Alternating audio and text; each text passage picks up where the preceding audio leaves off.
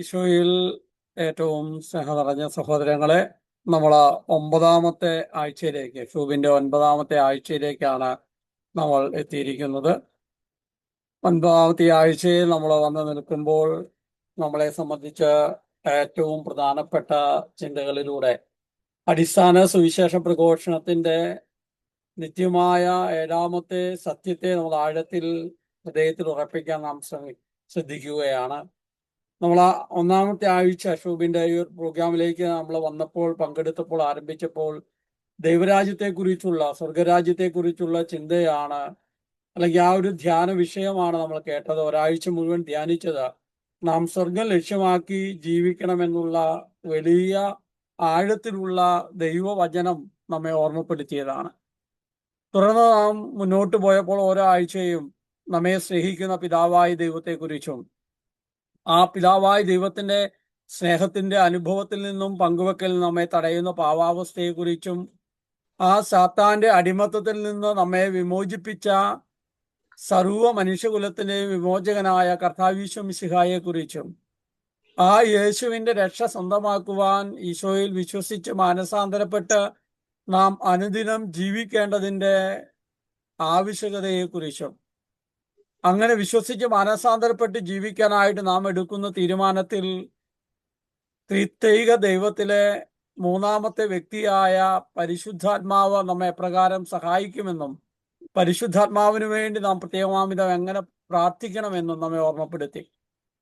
തുടർന്ന് കഴിഞ്ഞ ആഴ്ചയിൽ കൂട്ടായ്മയെക്കുറിച്ച് ഫ്രാൻസിസ് ഏട്ടൻ നമ്മോട് പങ്കുവച്ചത് സഭാത്മകമായ കൂട്ടായ്മയെക്കുറിച്ച്. പരിശുദ്ധാത്മാവ് നമ്മെ നയിക്കുന്നത് കൂട്ടായ്മയിലേക്കാണ്. പരിശുദ്ധാത്മാവ് കൂട്ടായ്മയുടെയും സ്നേഹത്തിന്റെയും ഐക്യത്തിന്റെയും ആത്മാവാണ് എന്ന് നമ്മെ ഓർമ്മപ്പെടുത്തുകയാണ്.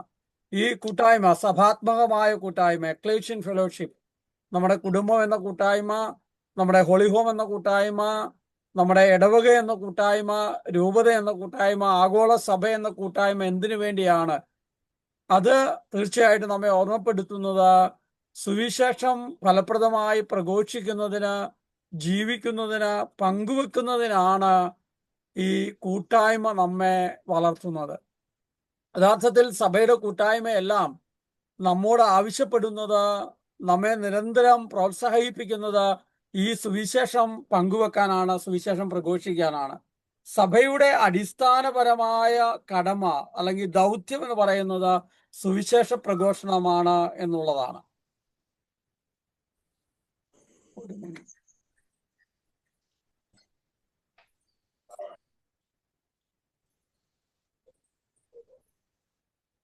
എല്ലാവരോടും സുവിശേഷം പ്രസംഗിച്ച് സഭയുടെ ദൗത്യത്തിൽ പങ്കുചേർന്ന് നിത്യജീവനം, സ്വർഗ സൗഭാഗ്യം ലക്ഷ്യമാക്കി നമുക്ക് ജീവിക്കാമെന്നാണ്.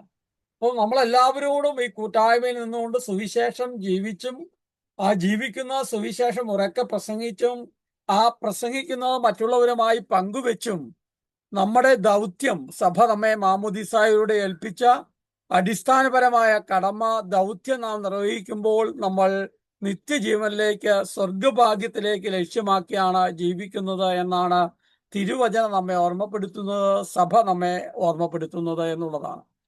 മത്തായിയുടെ സുവിശേഷം 28-ാം അധ്യായം 18-19 തിരുവചനങ്ങളിൽ നമ്മൾ വായിക്കുന്ന ഇപ്രകാരമാണ്: യേശു അവരെ സമീപിച്ച് അരുളി ചെയ്തു, സ്വർഗത്തിലും ഭൂമിയിലുമുള്ള എല്ലാ അധികാരവും എനിക്ക് നൽകപ്പെട്ടിരിക്കുന്നു. ആകയാൽ നിങ്ങൾ പോയി എല്ലാ ജനതകളെയും ശിഷ്യപ്പെടുത്തുവിൻ. ഈശോ പിതാവായ ദൈവത്തിന്റെ വലതുഭാഗത്തേക്ക് ഉപവിഷ്ടനായി ശിഷ്യന്മാരെ ചേർത്ത് പിടിച്ച് അവിടുന്ന് പിതാവിന്റെ പക്കലേക്ക് പോകുമ്പോൾ അവരെ ഓർമ്മപ്പെടുത്തുന്നത്, സ്വർഗത്തിലും ഭൂമിയിലുമുള്ള എല്ലാ അധികാരവും എനിക്ക് നൽകപ്പെട്ടിരിക്കുന്നു. നിങ്ങൾ പോയി എല്ലാ ജനതകളെയും ശിഷ്യപ്പെടുത്തുവിൻ. എല്ലാ ജനതകളോടും ഈ സന്തോഷത്തിന്റെ സദ്വാർത്ത പങ്കുവെച്ച് ക്രിസ്തുവിന്റെ ശിഷ്യരായി രൂപാന്തരപ്പെടുത്തുവാൻ, ക്രിസ്തുവിന്റെ ശിഷ്യരായി വളർന്നു വരുവാൻ, ആ ശിഷ്യത്വത്തിലേക്ക് ആഴപ്പെടാനാണ് അവിടുന്ന് നമ്മെ ഓർമ്മപ്പെടുത്തുന്നത് എന്നുള്ളതാണ്. നമ്മളെ പുറപ്പാടിന്റെ പുസ്തകം 3-ാം അധ്യായം അതിന്റെ 12-ാമത്തെ തിരുവചനത്തിൽ നമ്മൾ ഇപ്രകാരമാണ് വായിക്കുന്നത്.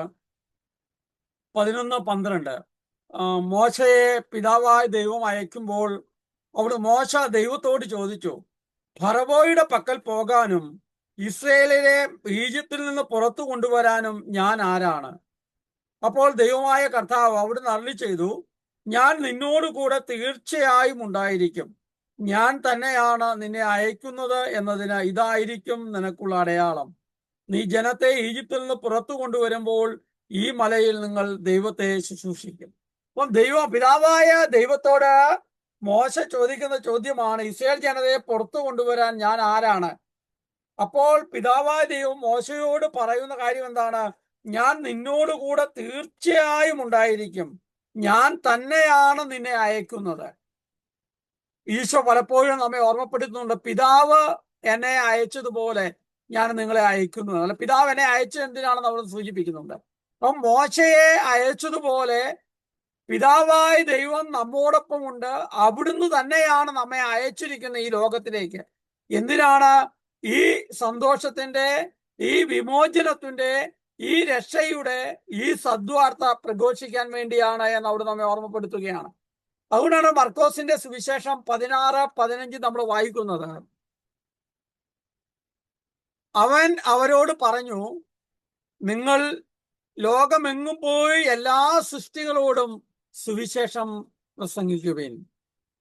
അപ്പം യേശു അവരോട് പറയാണ്, നിങ്ങൾ ലോകമെങ്ങും പോയി എല്ലാ സൃഷ്ടികളോടും സർവ ചരാചരങ്ങളോടും മനുഷ്യകുലത്തോടും സുവിശേഷം പ്രഘോഷിക്കുവാനായിട്ട് അവിടുന്ന് അപ്പസ്തോലന്മാരെ നിയോഗിച്ചു.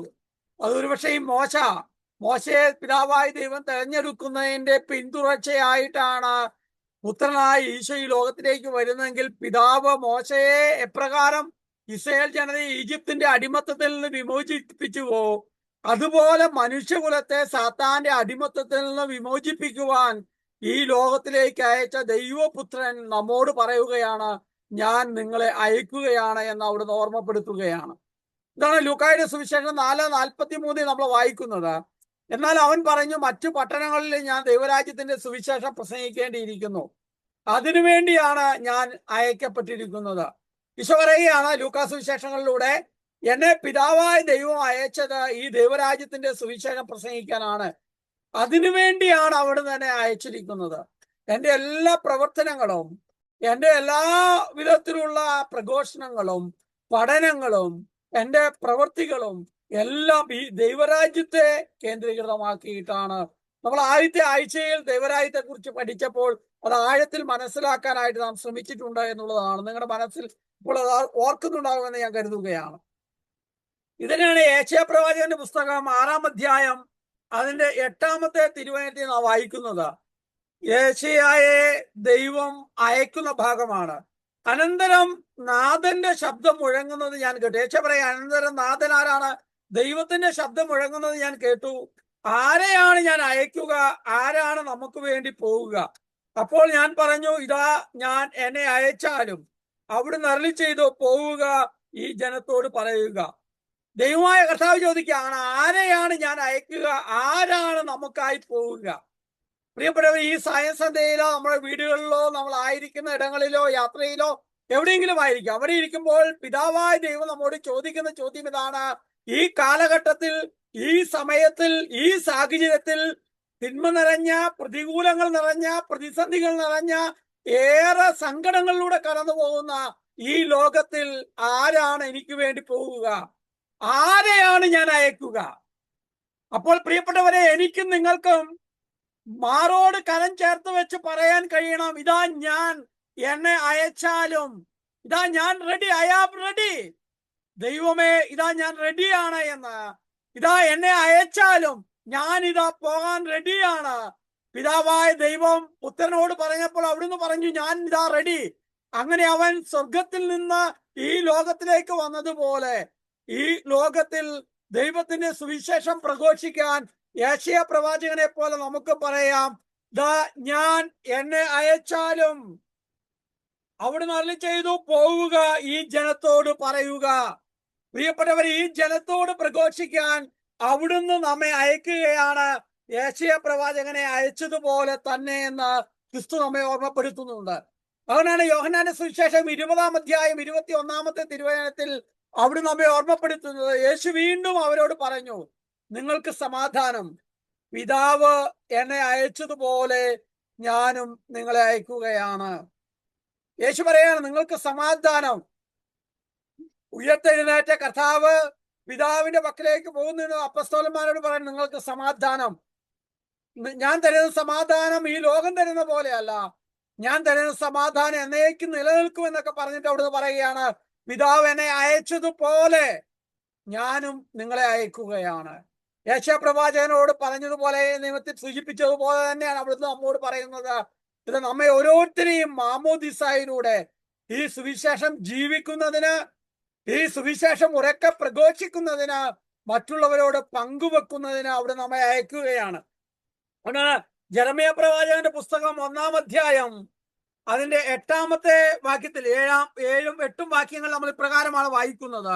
വിശുദ്ധ ഗ്രന്ഥം നിങ്ങളുടെ അടുത്തുണ്ടെങ്കിൽ നിങ്ങൾക്ക് എടുത്ത് വായിക്കാം, ഇല്ലെങ്കിൽ നിങ്ങൾ അതൊന്ന് കുറിച്ച് വെക്കുക. ജെറമ്യാ പ്രവാചകന്റെ പുസ്തകം 1-ാം അധ്യായം 6ഉം 7ഉം 8ഉം വാക്യങ്ങളാണ്. കർത്താവ് എന്നോട് അരുളി ചെയ്തു. 6-ാമത്തെ വാക്യം ഇങ്ങനെയാണ്: അപ്പോൾ ഞാൻ പറഞ്ഞു, ഹാ എന്റെ നാഥനായ കർത്താവേ, ഇതാ എനിക്ക് സംസാരിക്കാൻ അറിയില്ല, കാരണം ഞാൻ കേവലം ബാലനാണ്.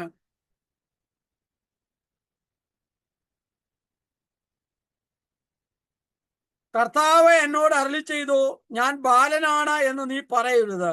ഞാൻ നിന്നെ അയക്കുന്നിടത്തേക്ക് നീ പോകണം. ഞാൻ നിന്നോട് കൽപ്പിക്കുന്നതെല്ലാം നീ സംസാരിക്കണം. നീ അവരെ ഭയപ്പെടേണ്ട, എന്തെന്നാൽ നിന്നെ രക്ഷിക്കാൻ നിന്റെ കൂടെ ഞാനുണ്ട്. പ്രിയപ്പെട്ടവരെ, ജെറമ്യാ പ്രവാചകനെ പിതാവായ ദൈവം വിളിക്കുമ്പോൾ ജെറമ്യാ പറയുന്നുണ്ട്, ഞാൻ ബാലനാണ്, എനിക്ക് സംസാര പാഠവുമില്ല, എനിക്കറിയില്ല എന്ന്. അപ്പൊ കർത്താവ് എന്താ പറയുന്നേ? നീ ബാലനാണ് എന്ന് പറയരുത്. ഞാൻ നിന്നെ അയക്കുന്നിടത്തേക്ക് നീ പോകണം. ഞാൻ നിന്നോട് കൽപ്പിക്കുന്നതെല്ലാം നീ സംസാരിക്കണം. നീ അവരെ ഭയപ്പെടേണ്ട, എന്നാൽ നിന്നെ രക്ഷിക്കുവാൻ ഞാൻ നിന്റെ കൂടെയുണ്ട്. ഇത് തന്നെയാണ് പ്രിയപ്പെട്ടവർ ഈശോ പറഞ്ഞേ, ലോക അവസാനം വരെ ഞാൻ നിങ്ങളോട് കൂടെ ഉണ്ടായിരിക്കും. ഈ ലോകത്തിന്റെ അവസാനം വരെ അവിടുന്ന് നമ്മോട് കൂടെ ഉള്ളത് എന്തിനു വേണ്ടിയാണ് എന്ന് ചോദിച്ചാൽ, ഈ സുവിശേഷം ഫലപ്രദമായി പങ്കുവെക്കുന്നതിന് വേണ്ടിയാണ്.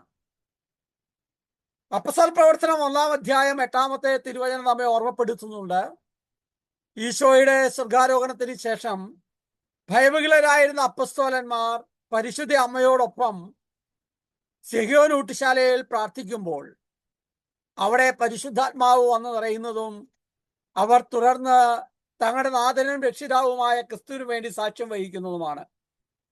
പ്രിയപ്പെട്ടവരെ, നാളെ സഭ മുഴുവൻ പെന്തക്കോസ്താ തിരുനാൾ ആഘോഷിക്കുകയാണ്. ഈ പെന്തക്കോസ്താ ദിനം നമ്മെ ഓർമ്മപ്പെടുത്തുന്നത് ക്രിസ്തുവിന് വേണ്ടി ധീരതയോടെ സാക്ഷ്യം വഹിക്കണമെന്ന്, അവന് വേണ്ടി ജീവിക്കണമെന്നുള്ള വലിയൊരു ഓർമ്മപ്പെടുത്തലാണ്. അതാണ്. എന്നാൽ പരിശുദ്ധാത്മാവ് നിങ്ങളുടെ മേൽ വന്നു കഴിയുമ്പോൾ നിങ്ങൾ ശക്തി പ്രാപിക്കും. ജെറുസലേമിലും യൂദ മുഴുവനിലും സമരിയായിലും ഭൂമിയുടെ അതിർത്തികൾ വരെ നിങ്ങൾ എനിക്ക് സാക്ഷികളായിരിക്കുകയും ചെയ്യും. ഈ പെന്തക്കോസ്താ നിറഞ്ഞ പെന്തക്കോസ്തായിൽ പരിശുദ്ധാത്മാവിനാൽ സജീവരാക്കപ്പെട്ട അപ്പസ്തോലന്മാർ എന്ത് ചെയ്തു? അവർ ഉറക്കെ എഴുന്നേറ്റ് തങ്ങളുടെ നാഥനും കർത്താവുമായ ഈശോ മിശിഹായെ കുറിച്ച് പ്രഘോഷിച്ചു. അവിടെയാണ് തിരുവചനമെ ഓർമ്മപ്പെടുത്തുന്നത്, ഈ ലോകത്തിന്റെ അതിർത്തികൾ വരെ ക്രിസ്തുവിന് സാക്ഷ്യം വഹിക്കാനായിട്ട് അവിടുന്ന് നമ്മെ അയക്കുകയാണ്. പ്രിയപ്പെട്ടവരെ, ഞാൻ പെട്ടെന്ന് എൻ്റെ മനസ്സിൽ ഓർമ്മയിൽ വന്ന ഒരു അനുഭവം ഒരു 95-96 കാലഘട്ടങ്ങളിൽ എനിക്കുണ്ടായ ഒരു അനുഭവമാണ്. അത് ഞാൻ കാസർഗോഡ് നിന്ന് എറണാകുളത്ത് എമ്മാവുസിലേക്ക് ജീസസിന്റെ പ്രോഗ്രാമുമായി ബന്ധപ്പെട്ട് 91 മുതൽ ഞാൻ യാത്ര ചെയ്യുന്നുണ്ട്. അങ്ങനെ യാത്ര ചെയ്യുമ്പോൾ 95-ലാണെന്നാണ് എൻ്റെ ഒരു ഓർമ്മ. അവിടെ ഒരു പ്രോഗ്രാമിന് വേണ്ടി ക്ലാസ് എടുക്കാനായിട്ട് ഒരു ദിവസത്തെ ഒരു മീറ്റിങ്ങിന് വേണ്ടി എനിക്ക് പോകേണ്ടതായിട്ട് വന്നു. അങ്ങനെ രാവിലെ ഞാൻ ട്രെയിൻ കയറി. ഒരു 2 സ്റ്റോപ്പ് കഴിഞ്ഞപ്പോൾ എനിക്കൊരു ഫോൺ കോള് വന്നു, എറണാകുളത്ത് നിന്നാണ്. അത് അത്യാവശ്യമായിട്ട് മംഗലാപുരത്ത് പോകണം, അവിടെ ഒരു പ്രോഗ്രാം ധ്യാനം നടക്കുന്നുണ്ട്, അവിടെ ക്ലാസ് എടുക്കാൻ ആളില്ല, അതുകൊണ്ട് ഷിബു അങ്ങോട്ട് പോകണം എന്ന് പറഞ്ഞു. അപ്പോൾ ഞാൻ അവരോട് പറഞ്ഞു, എൻ്റെ കയ്യിൽ ഞാൻ അങ്ങനെ ഇതുപോലെ ധ്യാനിപ്പിക്കാൻ തുടങ്ങിയിട്ടില്ല, വലിയ ക്ലാസ് എടുക്കുന്ന ആളൊന്നുമല്ല. അപ്പം ഞാൻ പറഞ്ഞു, എനിക്ക് അതിനാവില്ല, എൻ്റെ കയ്യിൽ നോട്ട്ബുക്കില്ല, നോട്ടുകളൊന്നുമില്ല, ഞാൻ ഒരു ദിവസത്തേക്കുള്ള ഡ്രസ്സേ എടുത്തിട്ടുള്ളൂ, എനിക്ക് പറ്റത്തില്ലെന്ന് പറഞ്ഞു. അപ്പോൾ അവർ പറഞ്ഞു, അല്ല, കർത്താവ് ഇങ്ങനെയാണ് ഓർമ്മപ്പെടുത്തിയത്, അതുകൊണ്ട് ഒരു ഷിബു എന്തായാലും പോകണം എന്ന് എന്നെ ഓർമ്മപ്പെടുത്തി. ഞാൻ ഒരു ദിവസം പോയിട്ട് പിറ്റേ ദിവസം തിരിച്ചു വരാനുള്ള ഞാൻ അടുത്ത സ്റ്റോപ്പിൽ ഇറങ്ങി നേരെ മംഗലാപുരത്തേക്ക് എൻ്റെ കയ്യിലുള്ള ഡ്രസ്സും വെച്ച് ചെറിയൊരു ബൈബിളും ആയിട്ട് ഞാൻ അങ്ങോട്ട് പോയി. തുടർന്ന് ഒരു 3 ദിവസത്തോളം അവർക്ക് ധ്യാനത്തിന് സഹായിക്കേണ്ടതായിട്ട് വന്നു. ആ സമയങ്ങളിൽ പരിശുദ്ധാത്മാവ് കൃത്യമായി എന്നെ ഓർമ്മപ്പെടുത്തുകയും അവരോട് സുവിശേഷം പങ്കുവെക്കാനായിട്ട് ഇടയാക്കുകയും ചെയ്തു എന്നുള്ളത് ഞാൻ നന്ദിയോടെ ഓർക്കുകയാണ്. ഭയവിഹ്വലരായിരുന്ന അപ്പസ്തോലന്മാര് പെന്തക്കോസ്താ തിരുനാൾ എഴുന്നേറ്റ് നിന്ന് ഉറക്കെ ക്രിസ്തുവിന് വേണ്ടി സാക്ഷ്യം വഹിക്കുന്ന ചിത്രം നമ്മെ ഓർമ്മപ്പെടുത്തുന്നതും, പ്രിയപ്പെട്ടവരെ, നമ്മൾ ക്രിസ്തുവിന് സുവിശേഷത്തിന് സാക്ഷ്യം വഹിക്കാൻ വേണ്ടി വിളിക്കപ്പെട്ടവരാണ് എന്നുള്ളതാണ്. ആദിമ സഭ മുഴുവൻ മിഷണറി സഭയായിരുന്നു എന്നാണ്. യേശുവിനാൽ അയക്കപ്പെട്ട ശിഷ്യ സമൂഹം യേശു തങ്ങൾക്ക് നൽകിയ ദൗത്യം പൂർണ്ണമായി നിർവഹിക്കുന്നതിൽ തീക്ഷ്ണതയും ജാഗ്രതയും ഒക്കെ ഉള്ളവരായിരുന്നു എന്ന് നമ്മെ ഓർമ്മപ്പെടുത്തുന്നുണ്ട്. ഒരുപക്ഷെ നമ്മൾ നമ്മളിലേക്ക് തിരിഞ്ഞു നോക്കുമ്പോൾ ഈ മിഷണറി സ്വഭാവം നമുക്കുണ്ടോ? ഈ ക്രിസ്തുവിന് ധീരതയോടെ സാക്ഷ്യം വഹിക്കുന്ന മാമോദിസായിലൂടെയും സ്ഥൈര്യലേപനത്തിലൂടെയും നമുക്ക് ലഭിച്ച ആ മിഷണറി സ്വഭാവം നമ്മളിൽ വർദ്ധമാനമാക്കാനായിട്ട് നമ്മൾ ഇടയാക്കുന്നുണ്ടോ എന്നുള്ളതാണ് ഞാൻ പ്രത്യേകമായിട്ട് ഓർക്കുന്നത്. തുടർന്ന് ഞാൻ ധാരാളം പ്രോഗ്രാമുകളിൽ സഹായിക്കാനും ഒക്കെ ആയിട്ട് പോകുന്ന സമയത്ത് കേരളത്തിന് പുറത്ത് രാജസ്ഥാനില് അവിടെയുള്ള ജിസ്യൂത്തിന് ഒരു പ്രോഗ്രാമിന് സഹായിക്കാനായിട്ട് എന്നെ വിളിച്ചു. അപ്പോൾ ഞാൻ തീർച്ചയായിട്ടും പോകാനായിട്ട് തീരുമാനിച്ചു. അവിടെ എനിക്ക് ഭാഷ മലയാളം മാത്രമേ അറിയത്തുള്ളൂ, വേറെ ഭാഷകൾ എനിക്ക് അറിയത്തില്ല. അപ്പോൾ എന്നെ സംബന്ധിച്ച് അവിടെ പോവുക, അവിടെ ഡെക്കറേഷൻ, സ്റ്റേജ് ഡെക്കറേഷൻ സഹായിക്കുക, ഓഡിയോ വിഷ്വൽ ഉണ്ട്, സ്കിറ്റും ഓഡിയോ വിഷ്വൽ അങ്ങനെയുള്ള കാര്യങ്ങളിൽ സഹായിക്കുക, മറ്റുള്ള അതിൻ്റെ ബാക്ക്ഗ്രൗണ്ട് ആയിട്ടുള്ള കാര്യങ്ങൾക്കെല്ലാം സഹായിക്കുക എന്നതായിരുന്നു എൻ്റെ യാത്രയുടെ ഉദ്ദേശം. അപ്പം ഞാൻ അങ്ങനെ അവിടെ ചെന്നു, രാജസ്ഥാനിൽ ചെന്നു. അവിടെ ചെന്ന് പ്രോഗ്രാം തുടങ്ങി, ബാക്കി കാര്യങ്ങളൊക്കെ ചെയ്തു. പ്രോഗ്രാം സ്കിറ്റും മറ്റു കാര്യങ്ങളൊക്കെ തുടങ്ങി. പ്രോഗ്രാം തുടങ്ങി പിറ്റേ ദിവസമായപ്പോൾ അവിടുത്തെ യൂത്തിൻ്റെ ഗ്രൂപ്പ് വർക്കുകൾ, യൂത്തിനെ ഗ്രൂപ്പ് തിരിച്ച് വിട്ട് അവരെ കൊണ്ടുള്ള വർക്ക്ഷോപ്പുകൾ ചെയ്യിപ്പിക്കേണ്ടതായിട്ട് വന്നു, ആളില്ലാതെ വന്നപ്പോൾ. അപ്പോൾ ഞാൻ ആകുന്നു പറഞ്ഞു, എനിക്ക് വേറെ ഭാഷയൊന്നും അറിയത്തില്ല, എൻ്റെ മലയാളം അവർക്കറിയത്തില്ല, അവർക്കറിയാവുന്ന അവിടുത്തെ ട്രൈബൽ ലാംഗ്വേജ് ആണ്. പക്ഷേ ഇന്ന് ഞാൻ വളരെ അതിശയത്തോടെ ഓർക്കുന്നുണ്ട്, ഞാൻ അവിടെ ചെന്ന് ആ യൂത്തിന് വേണ്ടിയുള്ള യൂത്ത് ആക്ടിവിറ്റീസ് ഒക്കെ ചെയ്തപ്പോൾ, ഗ്രൂപ്പ് വർക്കുകളിലൊക്കെ അവരെ സഹായിച്ചപ്പോൾ, അവരോട് പറഞ്ഞപ്പോൾ, ഞാൻ മലയാളത്തിലൊക്കെ തന്നെയാണ് പറഞ്ഞത്. പക്ഷെ അവർ അവർക്കെല്ലാം അവരുടെ ഭാഷയെ മനസ്സിലായി. അവർ പറഞ്ഞതെല്ലാം എനിക്ക് എൻ്റെ ഭാഷയെ മനസ്സിലാക്കാനും ആ 5 ദിവസക്കാലങ്ങളിൽ അവരോട് ഏറ്റവും നന്നായി ഇന്ററാക്ട് ചെയ്യാനായിട്ടും ഇടയായിരുന്നു. ഞാൻ അത്ഭുതത്തോടെ ഓർക്കുകയാണ്. പ്രിയപ്പെട്ടവരെ, സുവിശേഷം പ്രഘോഷിക്കാൻ വേണ്ടിയാണ് അവിടുന്ന് നമ്മെ അയക്കുന്നത് എന്ന് അവിടെ നമ്മെ ഓർമ്മപ്പെടുത്തുകയാണ്. ആദിമസഭയുടെ ജീവിതം മുഴുവൻ ചിതറിക്കപ്പെട്ടവരെല്ലാം അവർ എത്തിച്ചേർന്ന ഇടങ്ങളിൽ ആത്മനിറവോടെ വചനം പ്രസംഗിച്ചു എന്ന അപ്പസ്തോല പ്രവർത്തനം മുഴുവൻ നമ്മെ ഓർമ്മപ്പെടുത്തുമ്പോൾ, നമ്മൾ ഇപ്പോൾ ആയിരിക്കുന്ന ജീവിതത്തിന്റെ സാഹചര്യത്തിൽ, കുടുംബത്തിൽ, ജീവിതത്തിന്റെ ചുറ്റുപാടുകളിൽ എല്ലാം സുവിശേഷം ജീവിക്കാനും പ്രസംഗിക്കാനും ഉള്ളതാണ് എന്ന് അവിടുന്ന് നമ്മെ ഓർമ്മപ്പെടുത്തുന്നുണ്ട്. അതിനുശേഷം ഞാൻ കേരളത്തിന് പുറത്ത് ധാരാളം സ്ഥലങ്ങളിൽ യാത്ര ചെയ്തിട്ടുണ്ട്. ഞാൻ വിചാരിക്കുന്ന ഒരു 6-7 വർഷം മുമ്പ് ഡൽഹിയിൽ ഞാൻ POC എന്നുള്ള ഒരു മിഷണറി ട്രെയിനിങ്ങിന്റെ ഭാഗമായിട്ട് അതിൻ്റെ കൂടെ ഉണ്ടായിരുന്നു. അപ്പം അവരോടൊപ്പം ഞാൻ അവരെ കൊണ്ടുപോകേണ്ട ഒരു കാര്യം വന്നു. അങ്ങനെ ഞാൻ ഡൽഹിയിൽ പോയി.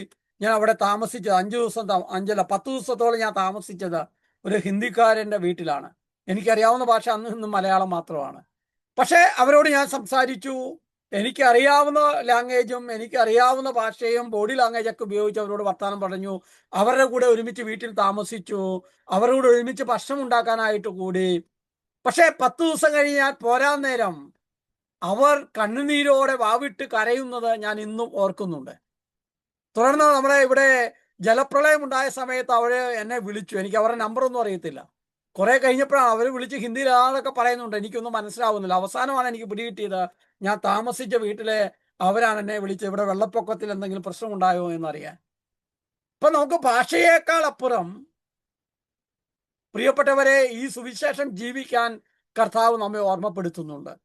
ഈ കഴിഞ്ഞ 1.5 മാസം മുമ്പ് 1-2 മാസം മുമ്പ് ഞങ്ങൾ ഹോളിഗോം മിനിസ്ട്രിയുടെ നേതൃത്വത്തിൽ ഞങ്ങളൊരു 10-15 പേര് ഒറീസയില് കാണ്ടമാൻ ഡിസ്ട്രിക്റ്റില് ദുക്കുമ പാരീഷില് ഞങ്ങള് ദൈവവചനം പ്രഘോഷിക്കാനായിട്ട് പങ്കുവെക്കാനായിട്ട് ഞങ്ങൾ പോയി. 15ഓളം വില്ലേജുകളിൽ പോയി. എല്ലാ വീടുകളിലും കയറി ഇറങ്ങിയപ്പോൾ അവിടെയൊക്കെ പോയി അവരോട് ഞാൻ എനിക്കറിയാവുന്ന പ്രാർത്ഥിച്ചപ്പോൾ കർത്താവ് എന്നോട് പറഞ്ഞ കാര്യമൊക്കെ എൻ്റെ മാതൃഭാഷയിൽ അവരോട് ഞാൻ പറഞ്ഞു. അവർക്കത് വളരെ കൃത്യതയോടെ അവർക്ക് മനസ്സിലായി. അവർ കണ്ണുനീരോടെ കരയുന്നതും അവര് വൈകിട്ട് ദേവാലയത്തിൽ വന്ന് പ്രാർത്ഥിക്കുന്നതുമൊക്കെ കാണാനിടയായപ്പോൾ ഞാൻ ഇപ്പോൾ ഓർക്കുന്നത്, പ്രിയപ്പെട്ടവരെ, നമ്മളെല്ലാം ഈ സുവിശേഷം പ്രഘോഷിക്കാൻ വേണ്ടിയാണ് അയക്കപ്പെട്ടിരിക്കുന്നത്. മാമോദിസ വഴി സുവിശേഷം ജീവിക്കാനും പ്രഘോഷിക്കുവാനും ഉത്തരവാദിത്വം നമുക്ക് ലഭിച്ചിരിക്കുകയാണ്. തൈലാഭിഷേകത്തിലൂടെ ഈ പ്രേക്ഷിത പ്രവർത്തനത്തിനുള്ള ധൈര്യവും കൃപയും നമുക്ക് ലഭിക്കുകയാണ്. മാമോദിസയുടെയും തൈലാഭിഷേകത്തിലൂടെയും സ്ഥൈര്യലേപനത്തിലൂടെയും ഈ വലിയ കടമ സഭ തങ്ങളുടെ സന്താനമായി നമ്മെ ഓരോരുത്തരെയും ഏൽപ്പിച്ചിട്ടുണ്ട് എന്ന് നമ്മെ ഓർമ്മപ്പെടുത്തുകയാണ്. രണ്ടാം വത്തിക്കാൻ കൗൺസിൽ അൽമായ പ്രേക്ഷിത പ്രവർത്തനത്തെ സംബന്ധിച്ചുള്ള ഡിഗ്രി അതിൻ്റെ മൂന്നാമത്തെ നമ്പറിൽ ഇപ്രകാരമാണ് നാം വായിക്കുന്നത്. ഞാൻ വിചാരിക്കും നിങ്ങൾ സ്ക്രീനിൽ എന്നോടൊപ്പം വായിക്കുമെന്ന് ഞാൻ വിചാരിക്കുകയാണ്. കാരണം നിങ്ങളുടെ കയ്യിൽ വീടുകളിൽ ചിലപ്പോൾ ഈ രണ്ടാം വത്തിക്കാൻ കൗൺസിൽ ഡിഗ്രി ഉണ്ടാവണമെന്നില്ല. ചിലപ്പോൾ നിങ്ങളിത് മുഴുവൻ ഈ സമയത്ത് എഴുതി വെക്കാൻ കിട്ടുമെന്ന് എനിക്കറിയത്തില്ല. പക്ഷെ നിങ്ങൾ ഒന്ന് വായിച്ചു നോക്കുക. ദൈവത്തിന്റെ രക്ഷയുടെ സന്ദേശം ലോകം മുഴുവനിലുമുള്ള എല്ലാ മനുഷ്യരെയും അറിയുകയും സ്വീകരിക്കുകയും ചെയ്യുന്നതിന് വേണ്ടി അധ്വാനിക്കേണ്ട മഹത്തായ ചുമതല എല്ലാ ക്രിസ്തീയ വിശ്വാസികളെയും ഭരമേൽപ്പിക്കപ്പെട്ടിരിക്കുന്നു. പ്രിയപ്പെട്ടവരെ, ഈ രക്ഷയുടെ സന്ദേശം എല്ലാ മനുഷ്യരെയും അറിയിക്കുന്നതിന് വേണ്ടി അധ്വാനിക്കേണ്ട, അതിനുവേണ്ടി കഷ്ടപ്പെടേണ്ട ഉത്തരവാദിത്വം നമുക്കുണ്ട് എന്ന രണ്ടാം വത്തിക്കാൻ കൗൺസിൽ പ്രമാണരേഖയിൽ അൽമായ പ്രേക്ഷിതത്തെ സംബന്ധിച്ചുള്ള ആ ഡിഗ്രിയിലെ മൂന്നാമത്തെ നമ്പറിൽ അടിവരയിട്ട് പറയുന്നുണ്ട്. നമുക്ക് അറിയത്തില്ല എന്ന് പറയാനൊന്നും കഴിയില്ല. കാരണം 50 വർഷത്തിന് മുകളിലായി രണ്ടാം വത്തിക്കാൻ കൗൺസിൽ നടന്നിട്ട്. അപ്പോൾ ഈ പ്രമാണരേഖ നമ്മെ ഓരോ ക്രൈസ്തവനെയും ഓർമ്മപ്പെടുത്തുന്ന ഇതാണ് എന്നുള്ളതാണ്. കത്തോലിക്ക സഭയുടെ മതബോധന കേന്ദ്രം 900 ഒരുപക്ഷെ ചിലപ്പോൾ നിങ്ങളുടെ കയ്യിൽ ഉണ്ടാവും. ഉണ്ടെങ്കിൽ നിങ്ങൾ പിന്നെ എടുത്ത് വായിക്കുന്നത് നല്ലതാണ്. ഇല്ലെങ്കിൽ നിങ്ങൾ ഓർമ്മയിൽ വെക്കുക. കത്തോലിക്ക സഭയുടെ മതബോധന കേന്ദ്രം 900 പറയുകയാണ്, എല്ലാ ക്രിസ്തീയ വിശ്വാസികളെയും പോലെ അൽമായരെയും അവരുടെ മാമോദിസായിലൂടെയും സ്ഥൈര്യലേപനത്തിലൂടെയും ദൈവം പ്രേക്ഷിത ധർമ്മം ഏൽപ്പിച്ചിട്ടുണ്ട്. ദൈവം എപ്പോഴാണ് ഈ പ്രേക്ഷിത ധർമ്മം നമ്മെ ഏൽപ്പിച്ചത്? മാമോദിസായിലൂടെയും സ്ഥൈര്യലേപനത്തിലൂടെയും ഈ അടിസ്ഥാനപരമായ പ്രേക്ഷിത ധർമ്മം, ഈ മിഷണറി ദൗത്യം നമ്മെ ഏൽപ്പിച്ചിട്ടുണ്ട്. അതുകൊണ്ട് രക്ഷയുടെ ദീപരഹസ്യം ലോകമെങ്ങും എല്ലാ മനുഷ്യരും അറിയുകയും സ്വീകരിക്കുകയും ചെയ്യുന്നതിന് വേണ്ടി വ്യക്തിപരമായോ സംഘങ്ങളായോ ചേർന്ന് പ്രവർത്തിക്കാൻ അവർക്ക് അവകാശവും കടമയും ഉണ്ട്. ഹോളി ഹോം മിനിസ്ട്രി ഒരു കൂട്ടായ്മയിൽ നിന്നുകൊണ്ട് ഈ ഒരു ഓൺലൈൻ പ്ലാറ്റ്ഫോമിൽ പ്രിയപ്പെട്ടവരെ സുവിശേഷം പ്രഘോഷിക്കാൻ വേണ്ടി നാം യത്നിക്കുമ്പോൾ ഞാൻ ഇന്നും വിചാരിക്കുകയും വിശ്വസിക്കുകയും ചെയ്യുന്നത് കർത്താവ് നമ്മെ ഏൽപ്പിച്ച ദൗത്യമാണ് എന്ന. കോവിഡ് കാലത്ത് ഈ സുവിശേഷം പ്രഘോഷിക്കാൻ യാതൊരു സാധ്യതയും ഇല്ലായിരുന്നപ്പോഴാണ് എൻ്റെ മനസ്സിൽ ഈ ഒരു ഓൺലൈൻ ചിന്ത വരുന്നത്. അതിങ്ങനെ കണ്ടുപിടിച്ച് കൂടെ ഇരുന്ന് ഞങ്ങൾ ഒരുമിച്ച് അധ്വാനിച്ച് കഷ്ടപ്പെട്ട് ഈ ഒരു ഓൺലൈൻ പ്ലാറ്റ്ഫോം കർത്താവ് തന്നത് സുവിശേഷം പ്രഘോഷിക്കാനാണ്. ഇന്ന് ഞാൻ ഇരിക്കുന്ന വീട്ടിൽ ഇരുന്നു കൊണ്ടാണ് നിങ്ങളോട് സുവിശേഷം പറയുന്നത്. നിങ്ങൾ കേൾക്കുന്നത് നിങ്ങളുടെ വീട്ടിൽ ഇരുന്നു കൊണ്ടാണ്. എൻ്റെ മെന്റേഴ്സ് ആയിട്ടുള്ളവർ, ലീഡേഴ്സ് ആയിട്ടുള്ളവരെല്ലാം വർഷങ്ങളായി നാളുകളായി സുവിശേഷം എല്ലാ ദിവസവും പ്രഘോഷിക്കുന്നത്, എല്ലാ ദിവസവും ഒരുമിച്ച് വന്ന് പ്രാർത്ഥിക്കുന്നത് പ്രിയപ്പെട്ടവർ ഈ ഓൺലൈൻ പ്ലാറ്റ്ഫോമിലാണ്. കാരണം അതിനുള്ള ഉത്തരവാദിത്വവും കടമയും നമുക്കുണ്ട്, വ്യക്തിപരമായോ സംഘങ്ങളായോ ചേർന്ന് ചെയ്യുവാൻ. ഞാൻ കഴിഞ്ഞ മാസം SSLC പരീക്ഷ കഴിഞ്ഞ മാസം SSLCക്ക് മുകളിലേക്കുള്ള കുട്ടികൾക്ക് വേണ്ടി ഒരു ധ്യാനം നമ്മൾ ഇവിടെ അറേഞ്ച് ചെയ്തു. അതിനുവേണ്ടി ഞാൻ എല്ലാ ഇടവുകളിലും കയറി ഇറങ്ങി അച്ഛന്മാരെ കണ്ടു പറഞ്ഞ് ഒരു 54ഓളം കുട്ടികൾ ധ്യാന സെന്ററിൽ വിളിച്ച് പ്രോഗ്രാം ചെയ്തതിൻ്റെ ഉദ്ദേശം, ഈ ഒരു ഉത്തരവാദിത്വം എനിക്കുണ്ട്. ഓൺലൈനിൽ മാത്രം എനിക്ക് ചെയ്യാൻ പറ്റുന്ന എല്ലാ സാധ്യതകളിലും ഞാൻ എൻ്റെ സൺഡേ സ്കൂളിൽ ഞാനിപ്പോൾ പഠിപ്പിക്കുമ്പോൾ ആ കുട്ടികളോട് ഞാൻ സുവിശേഷം പറയുകയാണ്. എനിക്ക് കിട്ടുന്ന എല്ലാ അവസരങ്ങളിലും ഈ സുവിശേഷം പ്രഘോഷിക്കാനായിട്ടുള്ള കടമ എനിക്കുണ്ട് എന്ന് ഓർമ്മപ്പെടുത്തുകയാണ്. അതുപോലെ തന്നെ സുവിശേഷത്തിന്റെ ആനന്ദം എന്ന അപ്പസ്തോലിക ആഹ്വാനത്തിൽ ഫ്രാൻസിസ് മാർപ്പാപ്പ 120ാമത്തെ നമ്പറിൽ പറയുന്ന പ്രകാരമാണ്, ദൈവജനത്തിലെ എല്ലാ അംഗങ്ങളും മാമോദിസായുടെ ശക്തിയാൽ പ്രേക്ഷിത ശിഷ്യരായി തീർന്നിട്ടുണ്ട്. ഭാഗ്യവാനാർഗനായ ഫ്രാൻസിസ് മാർപ്പാപ്പ പറയുകയാണ്, മാമോദിസായുടെ ശക്തിയാൽ നമ്മൾ പ്രേക്ഷിത ശിഷ്യരായി തീർന്നിട്ടുണ്ട്. മാമോദിസ സ്വീകരിച്ചവരെല്ലാം സഭയിൽ അവർക്കുള്ള സ്ഥാനമോ അവർക്ക് ലഭിച്ചിട്ടുള്ള വിശ്വാസ പരിശീലനത്തിന്റെ അളവോ എന്തായിരുന്നാലും സുവിശേഷവൽക്കരണ പ്രവർത്തകരാണ്. പ്രിയപ്പെട്ടവരെ, നമ്മളെല്ലാം ഈ സുവിശേഷം പ്രഘോഷിക്കാൻ വിളിക്കപ്പെട്ടവരാണ്, ആ ശിഷ്യരാണ് എന്ന് സഭ എപ്പോഴും നമ്മെ ആവർത്തിച്ച് ഓർമ്മപ്പെടുത്തുന്നതാണ് മാർപ്പാപ്പ നമ്മെ ഓർമ്മപ്പെടുത്തുന്നത്. സുവിശേഷ പ്രഘോഷം എന്ന പോൾ 6 മാർപ്പാപ്പയുടെ ചാക്രിക ലേഖനത്തിൽ 1975 ഇറക്കിയ ആ ചാക്രിക ലേഖനത്തിൽ അതിന്റെ 80-ാമത്തെ നമ്പറിൽ പറയുകയാണ്, ജനങ്ങളോട് നാം സുവിശേഷം പ്രസംഗിച്ചില്ലെങ്കിൽ തന്നെയും ദൈവത്തിന് അവിടുത്തെ അനന്ത കാരുണ്യത്തിൽ മറ്റു മാർഗങ്ങളിൽ കൂടി മനുഷ്യരക്ഷ നേടാൻ കഴിയും. പക്ഷേ നമ്മെ സംബന്ധിച്ചിടത്തോളം ഉപേക്ഷ കൊണ്ടോ ഭയം കൊണ്ടോ ലജ്ജ കൊണ്ടോ തെറ്റിദ്ധാരണ കൊണ്ടോ സുവിശേഷം പ്രസംഗിക്കുന്നതിനുള്ള സന്നദ്ധത പ്രകടിപ്പിക്കാതിരുന്നാൽ രക്ഷപ്പെടാൻ നമുക്ക് കഴിയുമോ? നമ്മൾ ആരും സുവിശേഷം പറഞ്ഞില്ല എന്ന് കരുതി പ്രിയപ്പെട്ടവരെ ആരും നശിച്ചു പോവില്ല. മറിച്ച് ദൈവത്തിന് മറ്റു മാർഗത്തിൽ കൂടി എല്ലാ മനുഷ്യരെയും രക്ഷിക്കാൻ കഴിയും. പക്ഷേ ക്രൈസ്തവ വിശ്വാസികളായ മാമോദിസ മുങ്ങി സഭയിൽ അംഗങ്ങളായ നമ്മെ സംബന്ധിച്ച് ഉപേക്ഷ കൊണ്ടോ ഭയം കൊണ്ടോ ലജ്ജ കൊണ്ടോ തെറ്റിദ്ധാരണ കൊണ്ടോ സുവിശേഷം പ്രസംഗിക്കുന്നുള്ള സന്നദ്ധത പ്രകടിപ്പിക്കാതിരുന്നാൽ രക്ഷപ്പെടാൻ കഴിയുമോ? എങ്ങോട്ട്? നിത്യജീവനിലേക്ക്, സ്വർഗത്തിലേക്ക് എത്തിപ്പെടാൻ പറ്റുമോ എന്നൊരു ചോദ്യമുണ്ട്. അതിനൊരു ഉത്തരം കൂടെ ജോൺ പോൾ രണ്ടാമൻ മാർപ്പാപ്പ, ഭാഗ്യവാനായ വിശുദ്ധ ജോൺ പോൾ രണ്ടാമൻ മാർപ്പാപ്പ 1990 ഇറക്കിയ രക്ഷകന്റെ മിഷൻ എന്ന ചാക്രിക ലേഖനത്തിൽ അതിന്റെ 11-ാമത്തെ നമ്പറിൽ പറയുകയാണ്, തങ്ങൾക്ക് ലഭിച്ചിരിക്കുന്ന ശ്രേഷ്ഠമായ പദവി സ്വന്തം മേന്മകളിൽ നിന്നുള്ളതല്ല. ഏതാണ് ശ്രേഷ്ഠമായ പദവി? കത്തോലിക്ക സഭയിൽ അംഗമായി മാമോദിസ മുങ്ങി ശരീരലേപനം സ്വീകരിച്ച ക്രിസ്തുവിന്റെ പടയാളിയായി മുദ്ര ചെയ്യപ്പെട്ട ക്രിസ്തു ശിഷ്യനായി എന്നുള്ളത് നമ്മുടെ ആരുടെയും മേന്മകളിൽ നിന്നുള്ളതല്ല. അത് യേശു ക്രിസ്തുവിന്റെ പ്രത്യേകമായ കൃപയാലാണ്. ഈ കൃപയോട് വിചാരം കൊണ്ടും വാക്കുകൊണ്ടും പ്രവൃത്തി കൊണ്ടും സഹകരിക്കുന്നില്ലെങ്കിൽ അവർ രക്ഷിക്കപ്പെടുകയില്ലെന്ന് മാത്രമല്ല, കൂടുതൽ കർശനമായി വിധിക്കപ്പെടുകയും ചെയ്യും. അപ്പോൾ നമ്മൾ നിത്യനരകാഗ്നിയിലേക്ക് പോകുന്നത് പ്രിയപ്പെട്ടവരെ നമ്മൾ സുവിശേഷം പ്രഘോഷിക്കാതെ ജീവിക്കാതെ പങ്കുവെക്കാതിരിക്കുമ്പോഴാണ് എന്ന് ഈ സുവിശേഷം നമ്മെ ഓർമ്മപ്പെടുത്തുന്നുണ്ട്. അതുകൊണ്ടാണ് 1 കൊരിന്ത്യർ 9:16 പൗലോസ് അപ്പസ്തോലൻ നമ്മെ ഓർമ്മപ്പെടുത്തുന്നത്, അല്ലെങ്കിൽ അപ്പസ്തോലൻ പറയുന്നത്, ഞാൻ സുവിശേഷം പ്രസംഗിക്കുന്നെങ്കിൽ അതിലെനിക്ക് അഹംഭാവത്തിന് വകയില്ല, അതെന്റെ കടമയാണ്. ഞാൻ സുവിശേഷം പ്രസംഗിക്കുന്നില്ലെങ്കിൽ എനിക്ക് ദുരിതം. തുടർന്ന് അപ്പസ്തോലൻ പറയുന്നുണ്ട്, ഞാൻ സ്വമനസാലെ ചെയ്യുന്നെങ്കിൽ അതിന് പ്രതിഫലമുണ്ട്, മറ്റാരെങ്കിലും നിർബന്ധത്തിന് വഴങ്ങിയാണ് ഞാൻ ചെയ്യുന്നതെങ്കിൽ അതിന് പ്രതിഫലമില്ല. ഈ സ്വർഗം, ഫ്രാൻസിസ് അസിസി പറയുന്നുണ്ട്, സ്വർഗം കിട്ടാൻ വേണ്ടിയാണ് ഞാൻ സുവിശേഷം പ്രസംഗിക്കുന്നതെങ്കിൽ സ്വർഗകവാടം എന്നേക്കുമായി അത് അടയ്ക്കണമേ. മറിച്ചെന്താണ്? സുവിശേഷം പ്രസംഗിക്കുക, പ്രഘോഷിക്കുക എന്നത് എൻ്റെ അടിസ്ഥാനപരമായ കടമയാണ്. യേശുക്രിസ്തുവിനെ വ്യക്തിപരമായി കണ്ടുമുട്ടിയിട്ടുള്ള, അനുഭവിച്ചിട്ടുള്ള, പിതാവായ ദൈവത്തിന്റെ സ്നേഹം ആഴത്തിൽ അനുഭവിച്ചിട്ടുള്ള മനുഷ്യർക്ക്, പ്രിയപ്പെട്ടവരെ, നമുക്ക് സുവിശേഷം പ്രസംഗിക്കാതിരിക്കാനായിട്ട് ആവില്ല എന്നുള്ളത് നമ്മെ ഓർമ്മപ്പെടുത്തുന്നുണ്ട്.